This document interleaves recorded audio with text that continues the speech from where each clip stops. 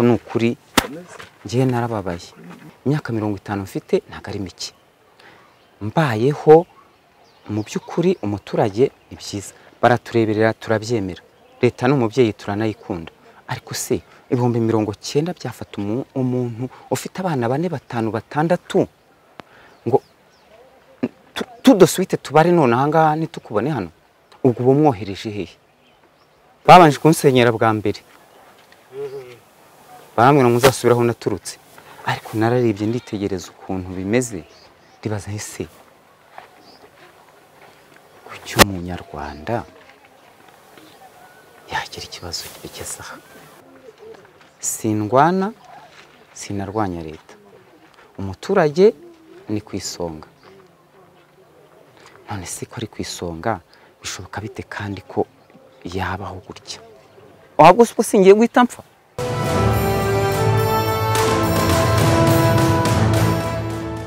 Mu by'ukuri nageze inangaha kera kuko mfite imyaka 50. Ubu ngubu ndayujuje. Hano ahangaha bansenyeye hano. Naraje ndahagura ni hanini. Runo rutoki ureba rwose ni runini, harimo hegitari ndetse n'uru urubona. Babanje kunsenyera bwa mbere. Baramwe no muzasubiraho naturutse. Ahangaha barahansenyeye n'amabati yanjye aragenda. Yararekaramye biba ikibazo. Ariko aha rwose ndahatuye mpamaze imyaka 13. Nahazanye umugore n'abana. Buno butaka ndabugura amafaranga. Ahambere nahaguze 1,300,000. Ahandi mpagura ibihumbi 200 biriho hano. N'ibyangombwa ndabishakisha ndabibona ndabifite. Ahangaha nta kibazo cyarimo. Ariko mu by'ukuri kugeza ubu uko nabibonye singiye kubabeshya pe. Umusaza yampaye inka ngiwe. Yampaye inka yagira inka. Ndi Karongi. Nari ntuye n'ubundi ahantu nta kibazo. Ariko mbona nta musaruro nahakura. Nditura ibintu byose mbikora neza, nta kibazo nagiranye na leta. Nta kibazo cyarimo namba. Ariko ubu ngubu nditegereza nkareba nta kibazo ngirana n'abayobozi nta n'impaka. Ariko nararibye nditegereza ukuntu bimeze. Ndibaza ese kuki umunyarwanda yagira ikibazo cy'esaha. Kandi nawe witegereje pe. Mfite abana 6. Yego nta kibazo kirimo. Ariko witegereje ibintu byabereye hano wenda ukareba hari wabyibaza ati ese hano ntabwo ari habi cyane. Nubwo bavuga ngo turi mu manegeka ariko abantu bari bahatuye nta kibazo bari bafite kiremereye. Umuntu yatahaga akapagasa akabona abantu byose bigenda neza nta n'ikibazo. Ariko niba umuntu aje akabwira ngo ufate 90 ntibyakwimura n'ibintu ufite ntibyabipakira emwe no ubu no kujya gushaka inzu wabamo bashobora kubaza ibihumbi 50 ku kwezi icyumba na saro. Ubwo se ayo mafaranga uretse kubeshya byagenda bitemo kabyaramo. Icyo natekerezaga ni iki rero, sindwana sinarwanya leta. Umuturage ni kwisonga. None se ko ari kwisonga bishoboka bite kandi ko yabaho gutya? Twitegereje neza tukareba mu by'ukuri niba ari abayobozi bandi bari kubikora, niba umusaza mwiza mukuru twatoye tugatora ku gipfunsi abizi, ntago turabimenya. Mu by'ukuri uyu musaza turamukunda, leta yacu turanayemera, ariko bashishoze barebe niba bino bintu hari nta bindi nkurikizi zihari. So bwa mbere mvugiye kuri radio uko n'ubushize nabivuze baranankurikirana ngiye byabaye n'ikibazo ndakurikiranwa nari munini nari mfite n'amaboko nkakora kuko naje mvuye Karongi pe mfite objectif yo gukora hano hantu nkahabyaza umusaruro ariko nageze hano nditegereza raporo ndayireba nta mahati kungira ariko ahubwo niba ari abayobozi bandi baba bashaka gusubiza umuturage inyuma ariko Kagame ibintu ntago abishaka ntago bikeneye rwose turebe neza namwe nk'abantu bashishoza cyangwa umusaza uko abibona narebe neza kuko bino bintu ntabwo biri guteza imbere umuturage ariko ubuyobozi bureba icyo abaturage bakeneye n'icyo bagomba gukorerwa mbere y'uko umuturage aramutse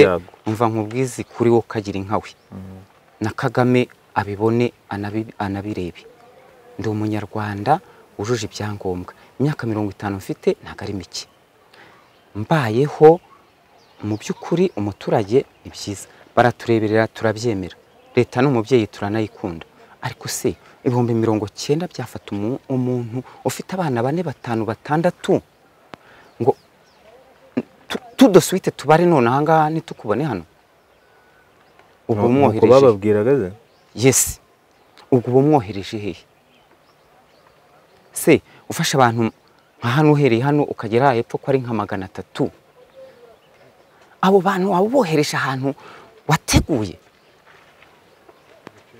mu by'ukuri naravuze navuze kuri TV1 naciyeho basenye hano nari mafite inka dore runo rutoki narakomeje ndarwaza inka umuntu yari yaramgabiye inka n'umufite abantu nagabiye inka na Kagame mbere na mbere ninge mfura ya Kagame wahawe inka Ikarongi hariya jya kwifata mu murenge wa Rugabano nyibyaza umusaruro ntayo nariye nditura ibintu byose bigenda neza ndimuka ndavuga ntireka hari hasi ndavuga ntireka ndwana umuryango wanjye kuko ngiye nkora akazi k'ikiyede kago kuva ngenda nzunguruka kantwara umuryango muzane bane nawo hano Kigali ndahagura ni hasi bura ni hanini nta n'ikibazo hafite ariko ngeze hano ndakora kugira ngo ntere imbere ahubwo nkabona niba ari abayobozi bo hasi babikora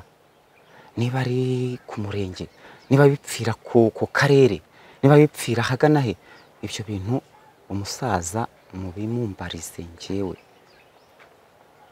yampaye inka ninge mfura ya mbere wahawe inka mu murenge wa Rugabano nabitwaye neza nta kibazo nagiranye n'ubuyobozi ariko noneho aho nararebye nditegereza baza kuturemesha inama narababeje ntese uwaba afite ikibanza ahandi hantu mwamuha uburenganzira byibura akajya kucyubaka ngo ibyo ntago bitureba tifu umurenge niko yavuze ari nawe wavuze ngo uzasubiraho naturutse yarabivuze singiye kubeshya n'abanyamakuru icyo gihe byaravuzwe pe ariko mu buzima ntunze nuko mbayeho ntabwo ngira amahane ni ukuri kw'Imana n'umusaza mugende mu mutubwirire ngo nareberera abaturage yego mbese muri make niba nakumvise neza ntabwo utekereza ko ubuyobozi bukuru bubuzi ibi bintu biri kubera hano byabereye ntago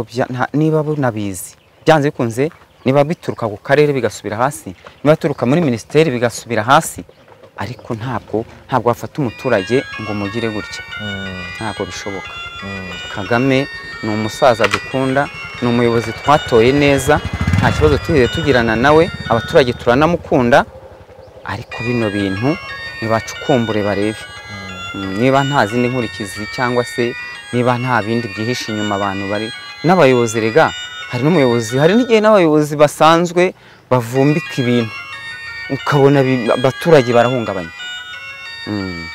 kuko mfite imyaka 50 bino bintu ntago bikenewe rwose mwuka byaramwe mudufashe yego gahunda ariko ya leta y'u Rwanda n'umuturage ku isonga ibyo turanabikunda ariko se noneho ubu ni ku isonga